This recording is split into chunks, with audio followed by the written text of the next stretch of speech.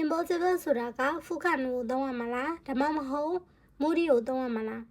ပြီးတော့ဖုခနိုနဲ့မူရီကဘယ်နေရာမှာဘလို့သုံးရလဲအဓိပ္ပာယ်ကအတူတူပဲဆိုပေမဲ့ဘာတွေကကွာခြားသွားလဲဆိုတာကိုဒီနေ့အဲ့ဒီနဲ့အတူတူလေ့လာကြမယ်နော်အမှဆုံးဖုခနိုကိုသွားကြည့်မယ်နော်ဖုခနိုကမြန်မာလိုအဓိပ္ပာယ်ကမဖြစ်နိုင်ဘူးဆိုတဲ့အဓိပ္ပာယ်သူ့ကိုဘလို့သတ်မှတ်ထားလဲဆိုတော့သဘာဝအတိုင်းမဖြစ်နိုင်တဲ့နေရာတွေမှာဒီဟာကိုသုံးတယ်ပေါ့နော်ဖုခနိုကိုသုံးတယ်လက်တွေ့ရမဖြစ်နိုင်ဘူးလို့ပြောချင်တဲ့အခါတွေမှာဆိုရင်လည်းဖုခနိုကိုသုံးတယ်ရေမွန်ကိုတစ်ချက်သားချင်းနားလည်မယ်လို့ထင်ပါတယ်ရေမွန်အချီက一日で日本語をペラペラに話せるのは不可能です。一日でတရက်ထဲနဲ့日本語をဂျပန်စာကိုペラペラに話せるのはフルエンလောက်ပြောနိုင်တယ်ဆိုတာက不可能ですမဖြစ်နိုင်ဘူး။တရက်ထဲနဲ့ဂျပန်စာကိုဖလူရန်လောက်ထိပြောနိုင်တယ်ဆိုတာမဖြစ်နိုင်ဘူး။ဒါလက်တွေ့ရလည်းမဖြစ်နိုင်ဘူး။သဘာဝအတိုင်းလည်းမဖြစ်နိုင်ဘူး။ဆိုမှဆိုရင်မူရီကိုမသုံးမနဲ့ဖုခနိုကိုသုံးနေပေါ့နော်။နိဗ္ဗာန်ကခက်ကိုနီမိုတိုရုကုတိုဝါဖုခနိုဒက်အတိတ်ကိုပြန်သွားနိုင်တယ်ဆိုတာမဖြစ်နိုင်ပါဘူး။ဒီမှာလည်းဖုခနိုကိုသုံးရတယ်။စမ်းပါမှာဆိုရင်မီဇူနိုနာကတဲ့ရေထဲမှာ EQ ကိုစုရုံတော့အသက်ရှူနိုင်တယ်ဆိုတာကဖုခနိုဒက်မဖြစ်နိုင်ပါဘူး။ဒီလိုမျိုးသူ့ရဲ့ exam စာကြောင်းတွေကိုကြည့်လိုက်တဲ့အခါမှာဆိုရင်တဘာဝအတိုင်းလည်းမဖြစ်နိုင်ဘူးလက်တွေ့ရလည်းမဖြစ်နိုင်ဘူးအဲ့လိုမျိုးအခါတွေမှာဆိုရင်ဒီဖုခနိုကိုသုံးနေပေါ့နော်အဲ့တစ်ခုကမူဒီဆိုရဲမြန်မာလူအဓိပ္ပာယ်ကမဖြစ်နိုင်ဘူးသူကကြတော့ဘလို့သတ်မှတ်ထားလဲဆိုတော့အခြေအနေကြောင့်မဖြစ်နိုင်တာတစ်ခါတလေတော့ဖြစ်နိုင်ပေမဲ့အခြေအနေကြောင့်မဖြစ်နိုင်တာအခုတော့မဖြစ်နိုင်ဘူးတစ်ခါတလေတော့ဖြစ်နိုင်ပေမဲ့အခုတော့မဖြစ်နိုင်ဘူးဆိုတာကိုပြောတဲ့အခါမှာသုံးတယ်အရှိရကြတော့သဘာဝအတိုင်းအရှိရပြောခဲ့တဲ့ဒီဖုခနိုကကြတော့သဘာဝအတိုင်းမဖြစ်နိုင်တဲ့အရာမျိုးတွေမှာဆိုရင်သုံးတယ်မူဒီကကြတော့အခြေအနေကြောင့်မဖြစ်နိုင်ဘူးတစ်ခါတလေတော့ဖြစ်နိုင်ပေမဲ့အခုတော့မဖြစ်နိုင်ဘူးဆိုတဲ့အခါမျိုးတွေမှာဒီမူဒီကိုသုံးတယ်ပေါ့နော်ရေဘုံကိုတစ်ချက်သွားကြည့်ပါမယ်一番がこんなにたくさんのご飯を食べるのは無理ですこんなにたくさんのご飯をသမင်းတွေဒီလောက်အများကြီးကို食べるのは無理ですစားဖို့ဆိုတာကမဖြစ်နိုင်ဘူးတခါတလေတော့စားကောင်းစားနိုင်ပေမဲ့အခုတော့မစားနိုင်ဘူးဆိုတဲ့အဓိပ္ပာယ်လိုမျိုးတက်ရောက်သွားပါတယ်နိဗ္ဗာန်ကိုဆက်သွားပါမယ်毎日10時間休まないで勉強するのは無理ですsorry 毎日နေ့တိုင်း10時間10နာရီလောက်休まないでအနားမယူဘဲနဲ့勉強するのはစားလို့ဖို့ဆိုတာက moody days မဖြစ်နိုင်ဘူးဆိုတော့နေ့တိုင်း10နာရီလောက်နားမယူဘဲနဲ့စားလို့ဖို့ဆိုတာမဖြစ်နိုင်ဘူးဒါတခါလေတော့ဖြစ်ကောင်းဖြစ်နိုင်ပြီပဲခုတော့မဖြစ်နိုင်ဘူးဆိုတဲ့အဓိပ္ပာယ်ပေါ့နော်ဆမ်မန်က1週間で10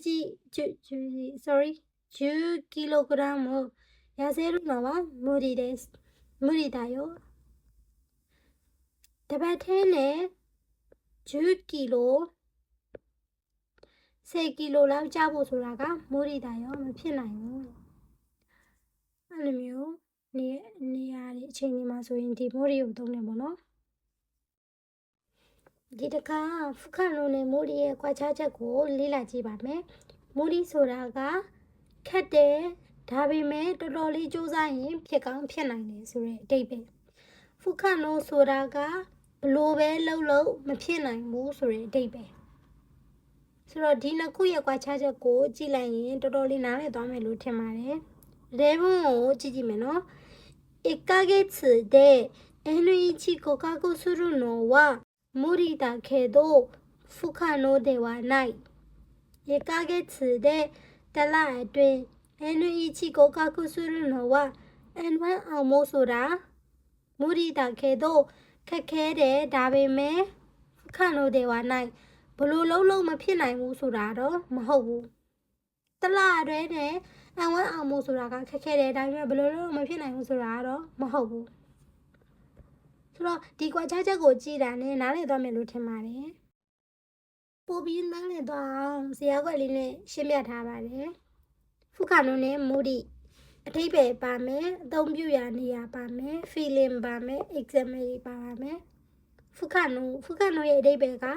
လက်တွေ့အရာမဖြစ်နိုင်တာဒါပေမဲ့ဖုခါနိုရဲ့အထိပ္ပယ်ကမဖြစ်နိုင်ဘူးဆိုတဲ့အထိပ္ပယ်သူ့ရဲ့အဲ့လိုမျိုးမိုဒီနဲ့ရှင်းကြည့်လိုက်မယ်ဆိုရင်ကွာခြားတာကဖုခါနိုဆိုတာကလက်တွေ့အရာမဖြစ်နိုင်တာမိုဒီဆိုတာကလည်းမဖြစ်နိုင်တာပဲဒါပေမဲ့သူကအခြေအနေကြောင့်မဖြစ်နိုင်တာဖုခါနိုကလက်တွေ့အရာမဖြစ်နိုင်တာမိုဒီကအခြေအနေကြောင့်မဖြစ်နိုင်တာအသုံးပြုရာနေရာကဘယ်လိုနေရာတွေမှာသုံးလဲသဘာဝအတိုင်းမဖြစ်နိုင်တဲ့နေရာတွေမှာသုံးတယ်ကိုယ်တိုင်အနေထားကြောင့်မဖြစ်နိုင်မိုဒီကကြတော့ကိုယ်တိုင်အနေထားကြောင့်မဖြစ်နိုင်တဲ့နေရာတွေမှာသုံးတယ်feeling ကကြတော့ဖုခါနိုကအမြဲတမ်းမဖြစ်နိုင်တာအမြဲတမ်းမဖြစ်နိုင်တဲ့ feeling နေရာတွေမှာသုံးတယ်မိုဒီကကြတော့တစ်ခါတလေမဖြစ်နိုင်တဲ့အခါမျိုးတွေမှာသုံးတယ် example ကိုတစ်ချက်သွားကြည့်မယ်このゲームで 100% 勝つことは不可能ですဒီ game မှာ100%အမြဲအနိုင်ရတယ်ဆိုတာက不可能ですမဖြစ်နိုင်ဘူးဒီ game မှာ100%အမြဲအနိုင်ရတယ်ဆိုတာမဖြစ်နိုင်ဘူးဂိမ်းတိုင်းမှာအနိုင်ရှုံးဆိုတာရှိတယ်အမြဲတမ်း100%အမြဲအနိုင်ရတယ်ဆိုတာမဖြစ်နိုင်ဘူးအဲ့လိုအချိန်ဒီမှာဆိုရင်ဖုခါနိုကိုတောင်းတယ်မိုဒီကိုတောင်းလို့မရဘူးเนาะမိုဒီရဲ့ example ကကြတော့ဟီတိုဘန်တဲ့ခုနဟုံးကိုယုံမှုတော့ကမိုဒီတာတညာတဲ့နဲ့ခုနဟုံးကိုမိုဒီsorry ခုနဟုံးကိုယုံမှုတော့ကဒီစာအုပ်ကိုဖတ်တာကမိုဒီတာမဖြစ်နိုင်ဘူးဖြစ်ကောင်းဖြစ်နိုင်လိမ့်မယ်တခါလေဖြစ်ကောင်းဖြစ်နိုင်လိမ့်မယ်အခုအချိန်မှာတော့ဒီဟာမဖြစ်နိုင်ဘူးဆိုတဲ့အခါမျိုးမှာမိုးတွေကိုသုံးတယ်ဆိုတော့ဒီဇာတ်ကွက်နဲ့အရှိရကွာခြားချက်ကိုနားလည်မယ်လို့ထင်ပါတယ်ဒီနေ့ရဲ့ရှင်းပြသွားတဲ့ဖုခါနိုနဲ့မိုးရီအကြောင်းကိုလေ့လာပြီးသွားပြီဆိုတော့အကယ်၍နားမလည်တဲ့စာကြောင်းရှိရင် comment မှာချန်ထားခဲ့ပေးလို့ရပါတယ်ဒါမှမဟုတ်ရင်ဖုခါနိုဖြစ်ဖြစ်မိုးရီဖြစ်ဖြစ်သုံးပြီးတော့ sentence လေးရေးခဲ့ပေးပါအောင်နော်ဆိုတဲ့တဲ့ကမတတ်နဲ့